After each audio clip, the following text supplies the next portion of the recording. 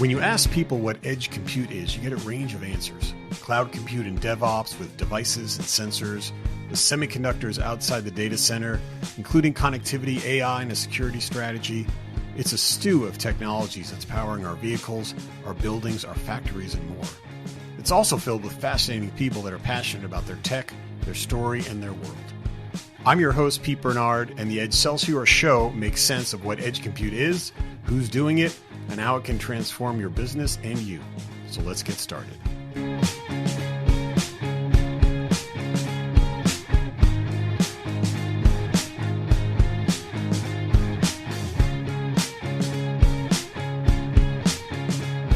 Cool. So, Steve Statler, thank you for joining.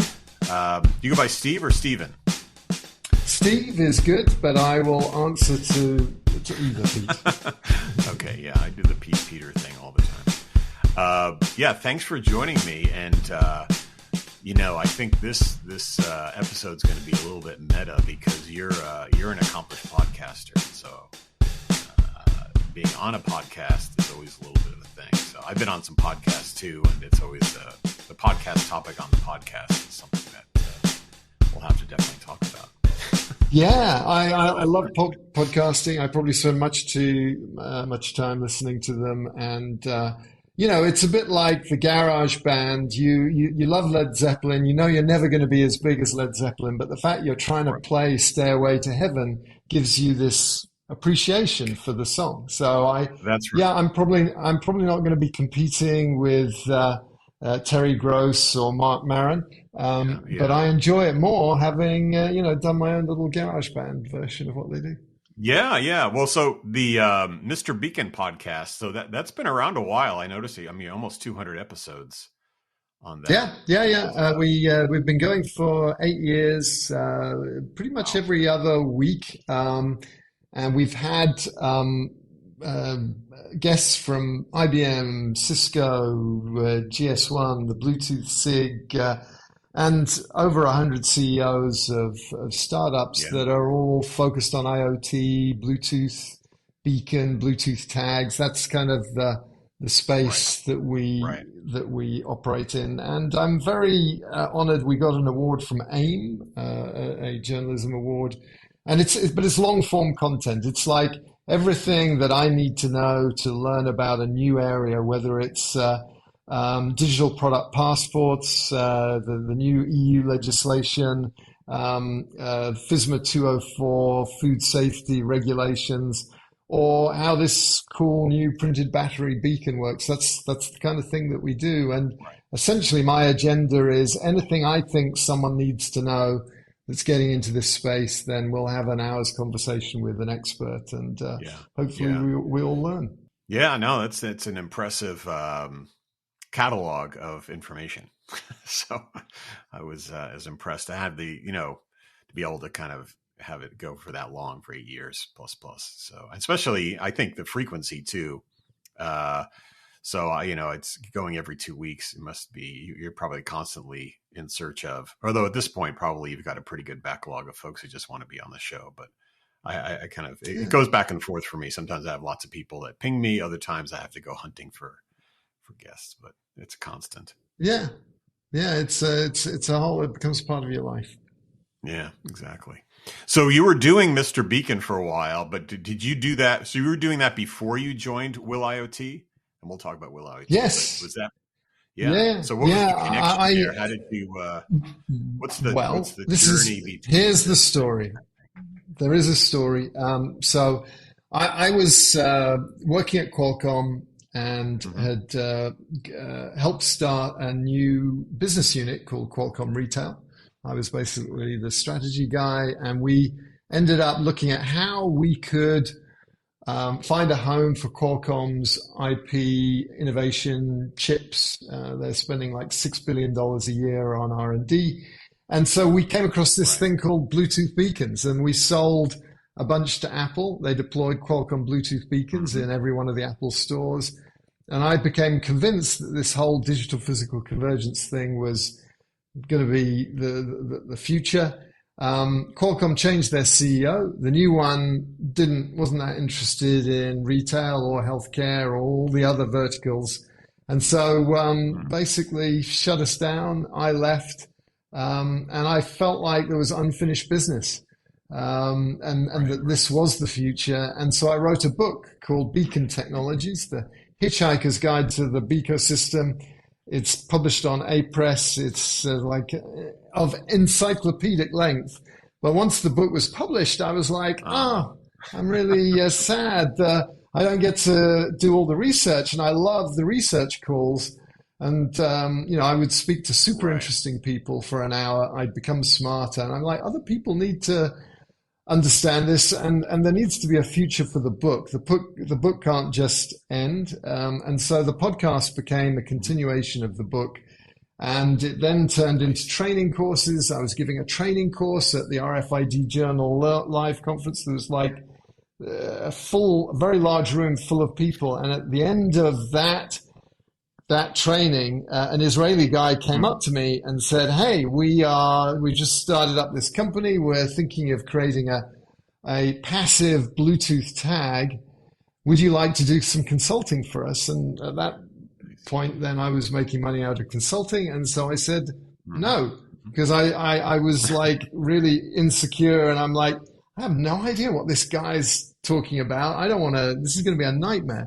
But he persisted, and long story long, I ended up consulting for Wiliot. And when they offered me a job 1 month later to be the first person to join outside of the R&D team, first person outside of Israel, I went from being skeptical to being a complete convert, thinking that this battery-free Bluetooth technology, postage stamp-sized compute devices, was going to change the world. And it was,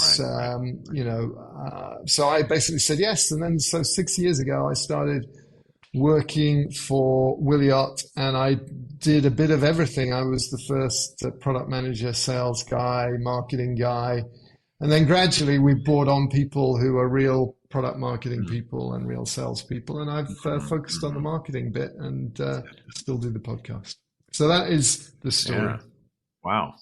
So, well, that's good. I mean, your passions, you stuck to it, and, a little bit of kismet there to kind of align you with someone who also had that passion. And now it's a gig, and you're many, many years into this tech, which is pretty cool.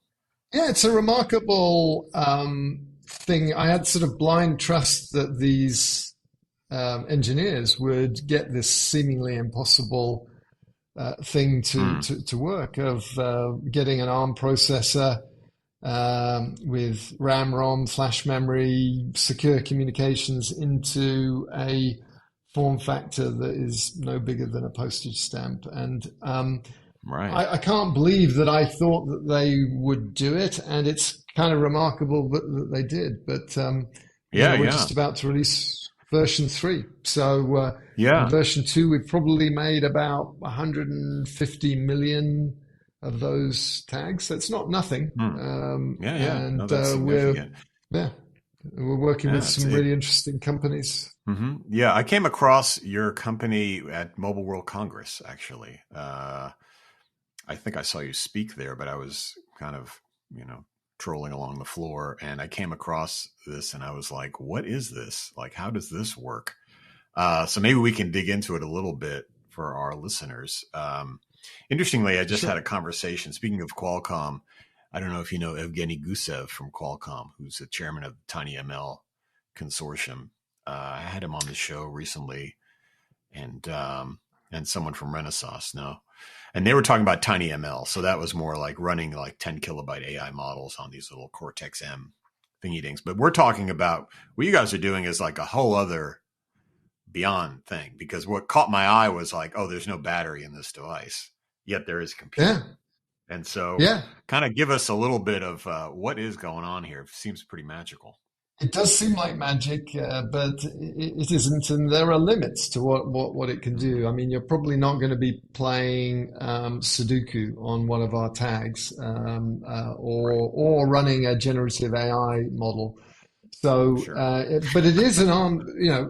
We license the ARM core, and it's actually a 3-core processor.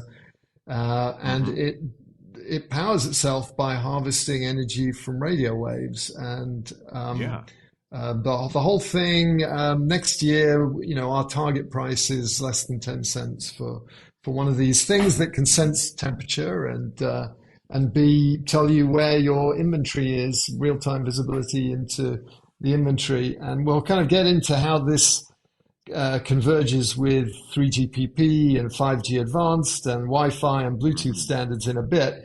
But if we go deep into the technology, what we're doing is treading a path that has already been trod by RFID. So if you think about RFID, the radio frequency identifiers that are used at different frequencies, and one of the ones that's got the most scale is the RAIN RFID UHF ultra high frequency tags that you see in apparel. You go to Zara, or actually I don't go to Zara, but if someone younger than me goes to Zara to buy fast fashion clothes, they'll see there's an RFID tag in there that allows them to do inventory a lot faster, and they use these handheld scanners. So we make our IoT pixels, that's what we call these battery-free Bluetooth tags, using the same production process as RFID. So we, rather than this proprietary,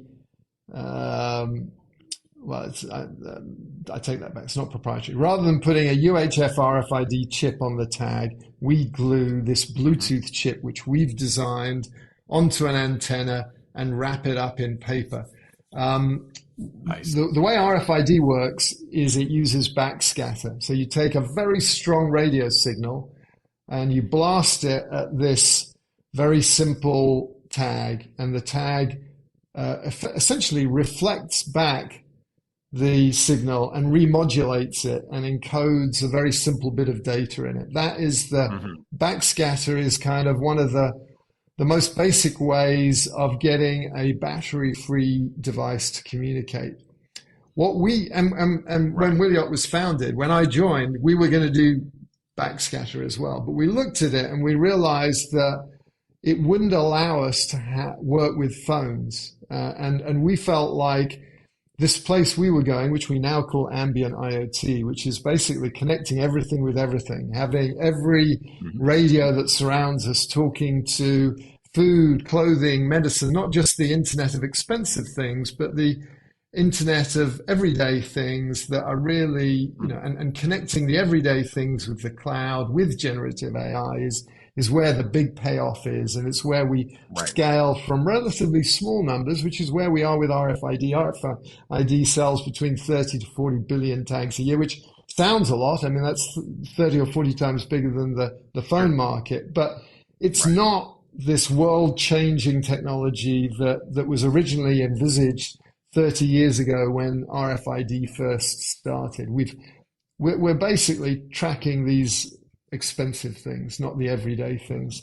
So we figured the phone and the smart speaker and all these other devices were key, and we needed to move from scanners and readers that cost $1,000, which is what it costs to buy an RFID reader. Sometimes it's more, sometimes it's 10,000, 100,000, depending on, where you want to scan. Let's move from these expensive scanners to use the radios that are already everywhere, that are in the phone, that are in the Wi-Fi access point, that are in the smart speakers. And generally, there's a bunch of different radio standards, but one of the most pervasive is Bluetooth. And if you're going to use Bluetooth, the signals are relatively weak.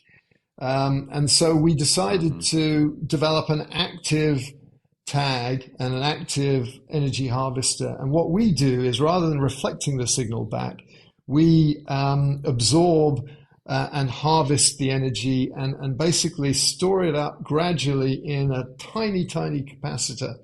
And so we get waves of energy coming in, and we capture the energy. And if you think about a bucket that's filling up with water, we fill up this capacitor, which is the metaphoric bucket, until there's enough energy, and then we do something with it. And that's really the secret of the way we do what we do. We're very good at capturing energy from very weak signals. We accumulate the energy over time, And then we use these bursts of energy to accomplish something interesting. And we do the interesting thing by breaking down a big task into small tasks.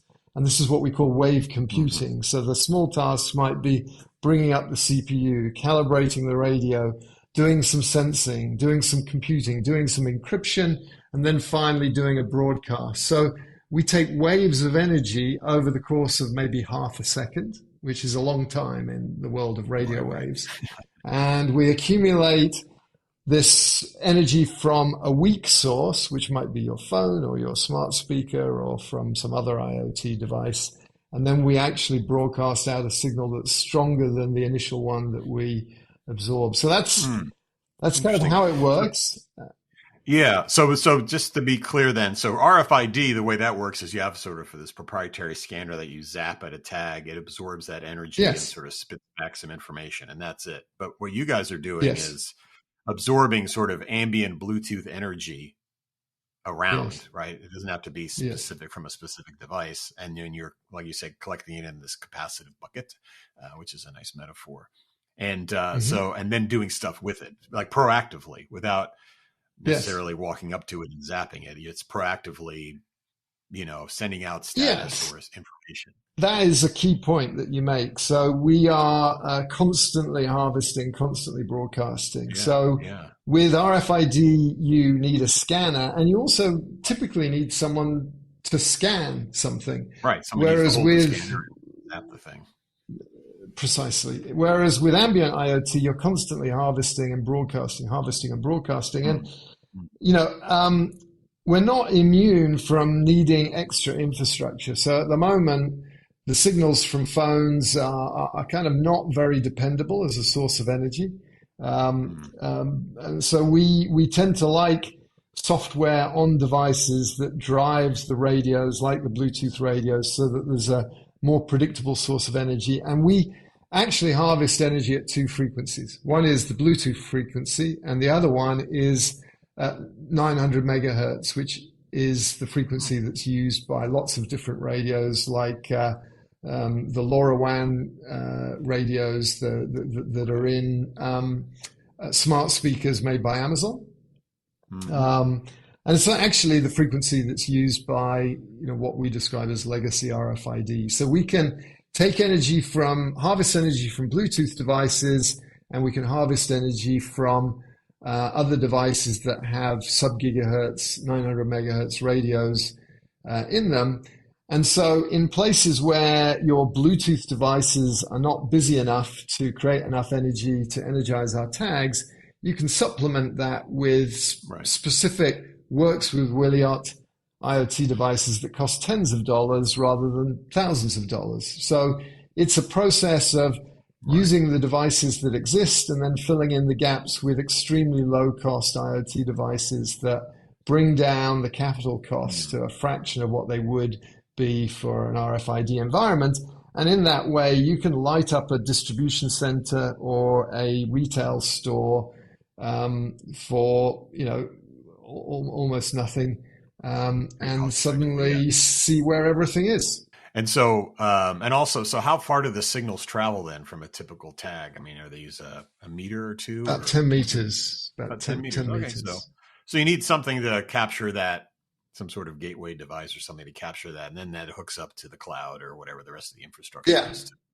Yeah. So we're using deployments where phones are the readers, and we have some supplemental energizers that are very low cost that can either take the form of a special battery pack that goes on the phone, or you can have fixed infrastructure. So that's and the architecture of that infrastructure. We have the edge devices, which are the readers and the energizers. And we've adopted a two-tier architecture. We have these things called bridges, and we have these things called gateways. And gateways are things like Wi-Fi access points. Almost every Wi-Fi access point that you buy today has a Bluetooth radio. And so we have worked with the major manufacturers of those, and they now recognize the broadcasts from our tags. So you've got a Cisco or an HP Aruba or a Juniper Mist Wi-Fi access point. you have a gateway that works with Wiliot tags, but they're probably not going to energize our tags because sometimes those access points are like 20 meters up in the air. They're the ceiling of a massive warehouse. So we have these low cost, think of them as stepping stones, which are bridges. They again cost small tens of dollars, maybe $50. And you can dot them around the place and they generate Bluetooth energy and sub-gigahertz energy. And they also listen to the whispers from our tags. They consolidate the signals and they relay them up into the gateways that might be up in the ceiling or in your pocket. So they do a little bit of energy broadcast too while they're at it. I mean, might as well. Yes, so they help power them a little bit, and also, like you say, consolidate signals. So that's pretty cool. And so in terms of the business model for Will IoT, is it all about selling tags? Or are you also in the licensing? Are you licensing the technology to other silicon manufacturers, or how's that work? It's interesting. No, we actually don't sell tags and we don't sell edge devices. We design the chip and we then make it available to anyone that wants to make tags. And our goal is to make no money from tags because we want to drive the cost of tags down as rapidly as possible. And we so it's a licensing model kind of thing. Yes, it's a license. It's a licensing model, and if someone wanted to make the chips to our design, we'd let them do it, and we wouldn't charge them anything for it. So, and the edge device, we provide the software that runs on the bridges and the gateways for free. It's on GitHub. It's open source. What we sell is the software, the cloud software that orchestrates the flow of data through the edge devices up to the applications. So it's kind of I would call it a data carrier platform. So it's a SaaS platform. We sell software as a service. And that's normally people hear that and they're like, well, I just want the tags. But actually you don't just want the tags, because guess what happens? If you have 100,000 tags in a store that are all they're all broadcasting constantly, you've got a tsunami of data. And if you take that raw data and you feed it into your application is going to blow up. Your cloud bill will be astronomical. So what we do is we turn the rapid broadcasts from all these tags into events, and we feed events into applications. And the kind of events we're feeding are, there's been a location change. The pallet just moved from one part of the warehouse to another part, or it just got loaded into a truck. Or we sell temperature events, which is your strawberries are in danger of being frozen on the way from the distribution center to the store. So we deliver alerts or events or triggers to apps that sit on top of our platform. And those apps might be a food safety app, an inventory app, some kind of retail application. I see. And so I think I read somewhere sensor as a service as opposed to software as a service. Yeah. Indeed. Right. Yeah. Sensing as a service. Cool. And then sensor as a service. I like that. And so I guess customers so there's all kinds of really cool sensors out there. I mean, I did some work with Bosch and some other folks. I mean, you talk about temperature, but you can sense like gases and you can sense all kinds of interesting things. So is that sort of where you're seeing some pickup, where people, maybe they're in the sensor business and now they have a way of, but self-powering these sensors and connecting them up to the cloud? Is that the hot area, or what's and also I'm curious, like what's the hot verticals? You mentioned a lot about inventory and logistics, but. Yeah.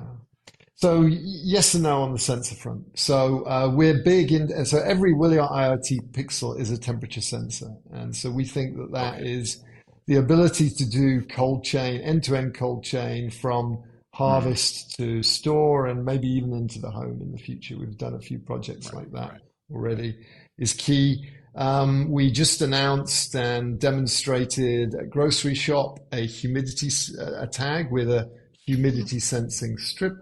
And we've done conceptual demos of light sensing and pressure sensing. And we've even done a bit of R&D around sensing things like ammonia, which are produced by fish and meat as they start to degrade. Right, so these are very much sensors, but you don't just take a old-fashioned sensor and plug it into this tag. Right. That wouldn't make sense. The footprint is just so different. And the fact is that the MEMS chips that are often in these typical sensor logger type devices are super power hungry. So what we do is we work with material science companies that have competency in chemistry and materials that change their electronic properties, their resistance, their capacitance. And we measure those changes and we use that to report back the sensing. So we can sense things like tamper with circuit breaker type tags that have a line that can be broken. And we can interface with people that have a material that can be used to sense different chemicals. But you wouldn't just take an accelerometer, for instance, and plug it into our tag. Yeah. So that's the sensing thing. So it's very tag oriented, but the sensor oriented, but the sensors really need to be designed from the ground up to fit into this power profile and, like you said, kind of the wave architecture and all that stuff. So that makes sense. Printed electronics is where it's at from our perspective. So we want something that is going to cost small numbers of pennies, and you typically get that with kind of a printed technology. And then, so then the other part of your question was, well, customers, applications, and the reality is you can do sort of so many things, and that's actually a bit of a problem. That's part of what's taken us a while to figure out is where is the sweet spot? What are the applications for this now? And we're seeing quite a few still, and we're trying to focus desperately. One of the areas we have succeeded in focusing is grocery, because grocery it's all about food. There's huge amounts of food waste that you can help reduce.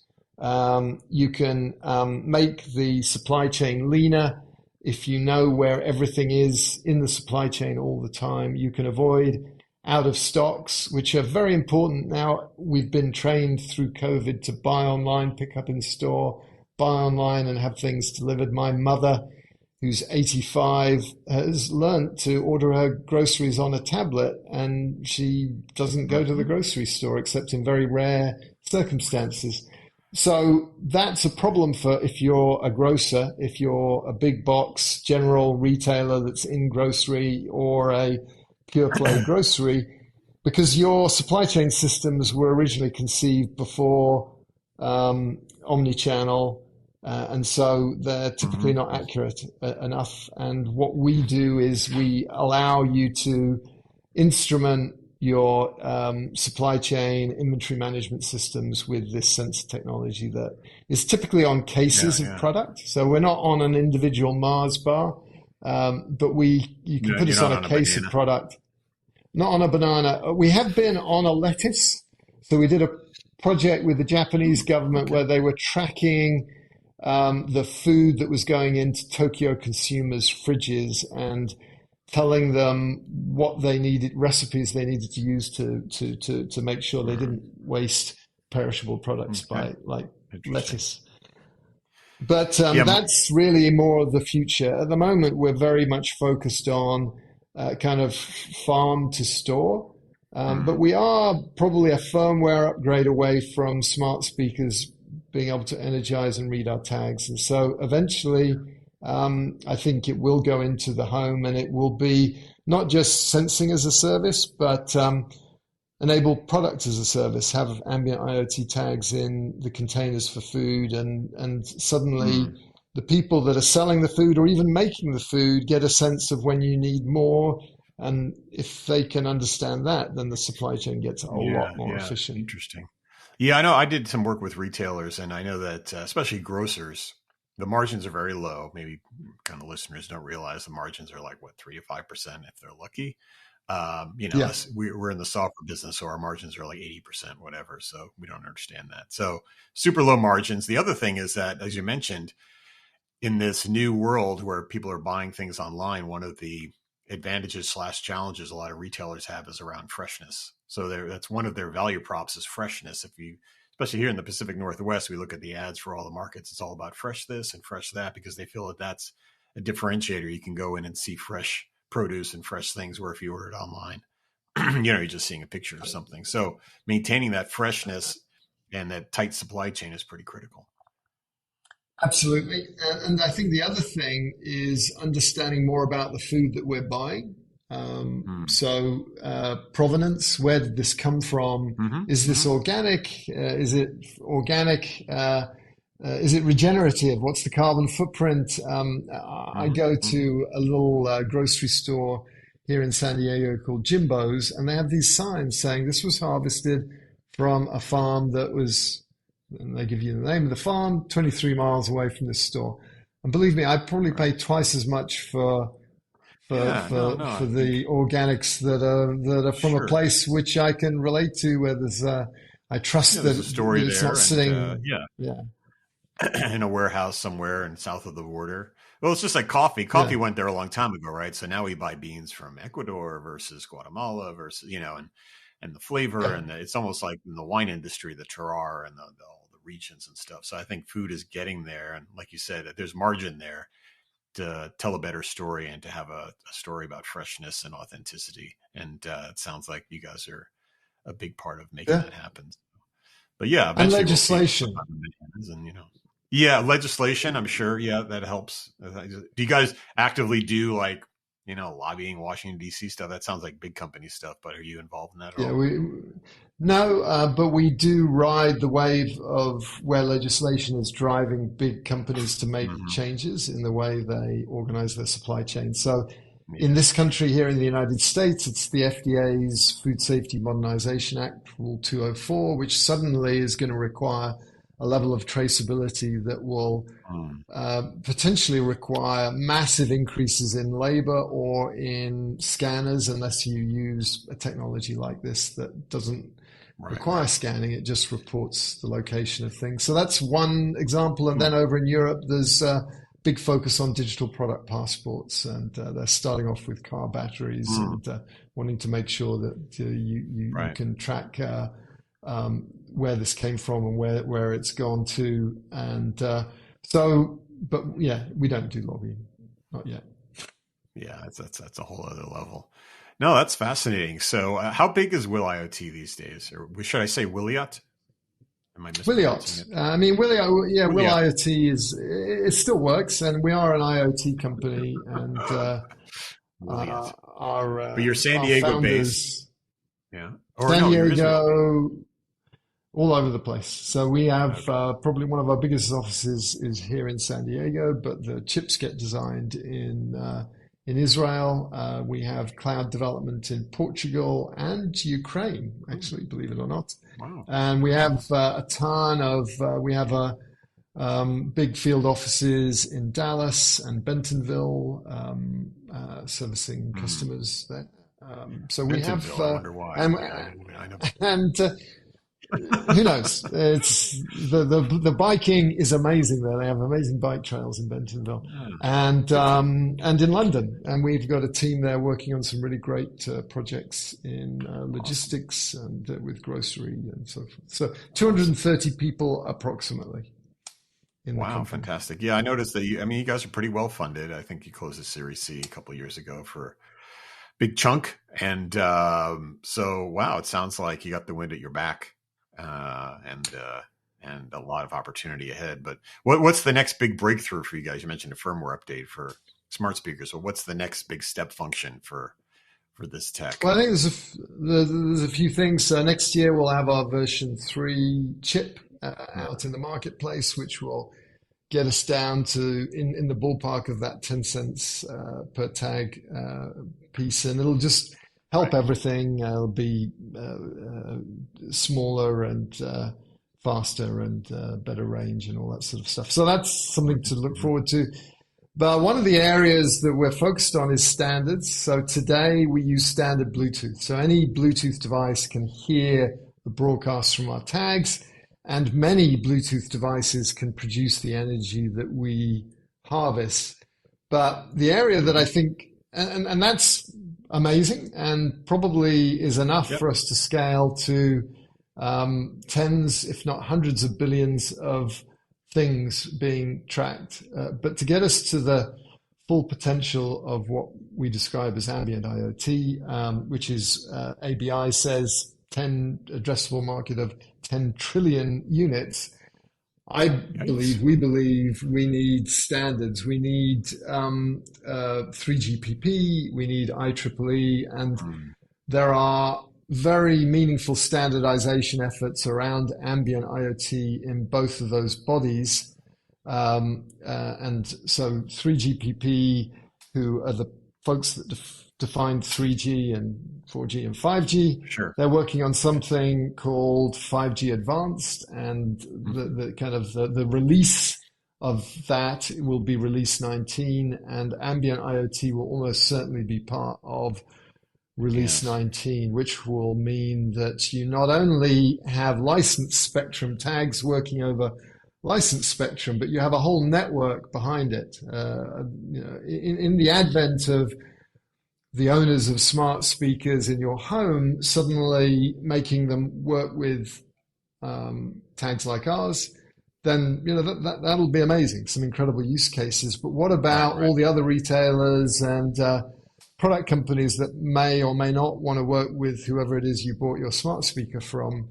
That's where you need a network, and carriers and telcos are very good at networks. They have learned to work together with roaming agreements, number portability, calls, work across this global network, and that's what I believe we need to really take us from an order of magnitude or 2 orders of magnitude more things connected to the internet to 3 orders of magnitude, and really have the incredible impact that we can have on drug safety, drug efficacy, all these other things. We need AT&T and Verizon and Samsung and Apple to pitch in. And there's an IEEE effort called 802.11 AMP, ambient power, which potentially is yet another similar set of standards, same concept of very low cost devices, but using the rails driven by the Ciscos and the other people that provide the Wi-Fi infrastructure around us. So we're contributing to all of those, and that's where we see the future. Yeah, no, that makes sense. I think getting that standardized makes sense, and then you can really kind of kick it into the next gear. Great. Well, it's given us a lot of things to talk about and think about and follow up on for listeners. Any kind of closing thoughts, words of wisdom, calls to action? Well, I think there's a huge opportunity for kind of everyone that's interested in this future. Ambient IoT is not going to be something that Wiliot does on its own. We're just kind of one of the contributors to the standard. So I think whether you're a business, then think about what would my business look like if my products could talk, if they could talk to the infrastructure that surrounds us. If you're a systems integrator, then think about what this means. Think about developing competency in this area. If you're a software company, think about how software would be changed if every product had a unique ID. Most ERP systems, most accounting systems, supply chain systems aren't serialized. And so that's, start thinking about working with the latest GS1 standards on serialization for serial global trade identifiers. And if you're in the hardware business, then think about what's happening in the Bluetooth, 3GPP, and IEEE areas, and think about how that might impact your hardware business. So there's opportunities for everyone, but it requires a bit of thought. And so now's the time to get researching. Yeah, for sure. Well, that sounds like ambient IoT needs to be on folks' radar for sure in a number of areas. But yeah, it's been super enlightening. I really appreciate connecting with you, Steve. And I encourage folks also to listen to your podcast, Mr. Beacon. I hope we can meet up again in the future. It's been a pleasure, Pete. Thanks for taking the time to chat. Sounds good. All right. Thanks, Steve.